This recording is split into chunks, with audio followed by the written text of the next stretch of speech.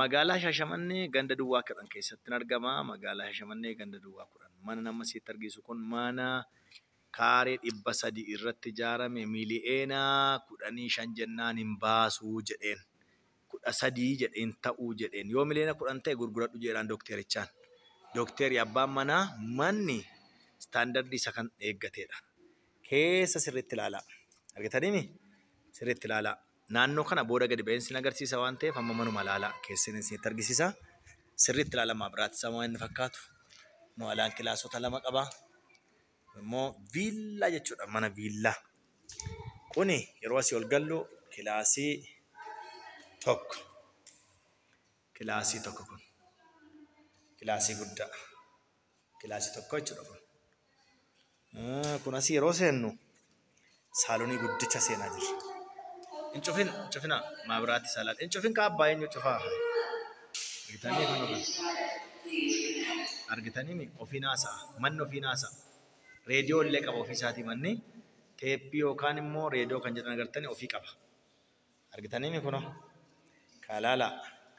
Yaa Rabbi miiliyeena 10 nu rakasa yoo ishee nu kenna.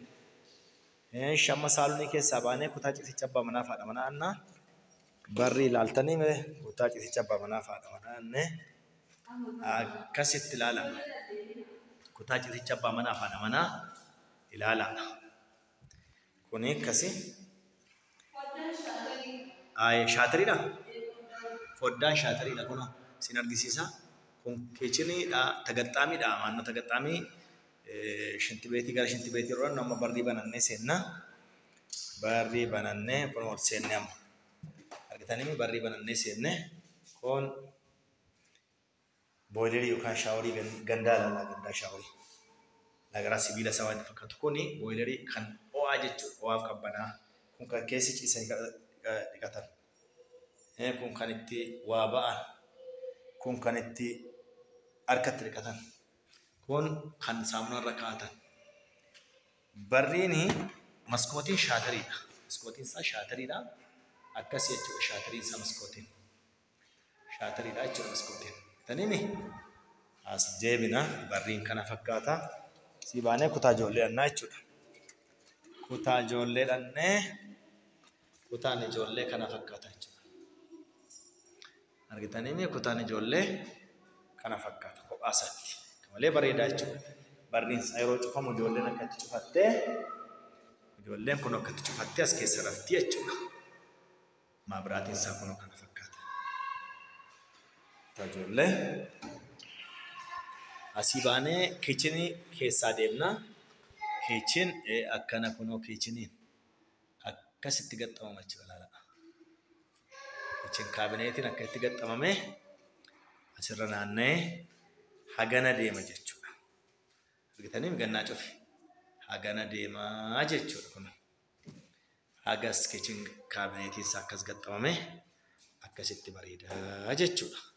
Yebanne standardiin isaa kanaaf miti jara namaa biraatiin isaa kunooti asii baanaa kutaa addaa jedhan kun kutaa kun mana shinti beetii kan ijoollee kutaa adda boilerii illee qaba kan ijoollee lagatanii ho'aa jechuudha ho'aaf qabbanaa kan ijoollee qaba.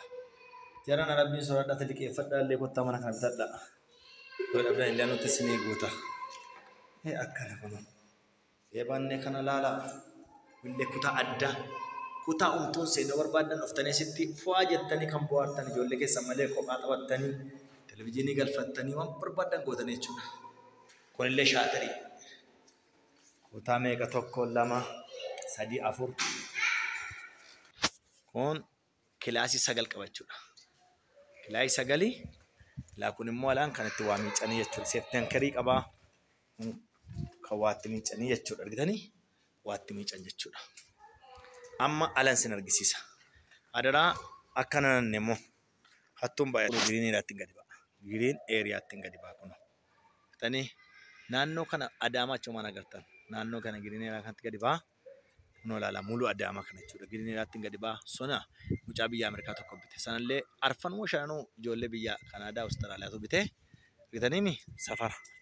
Kuanallee mucattii Kanaadaa tokko bitatte. Gadiillee kunoo kan diiyaaspooraa Elemoo jedhamu qaba. argitanii manna laan kana fakkaata.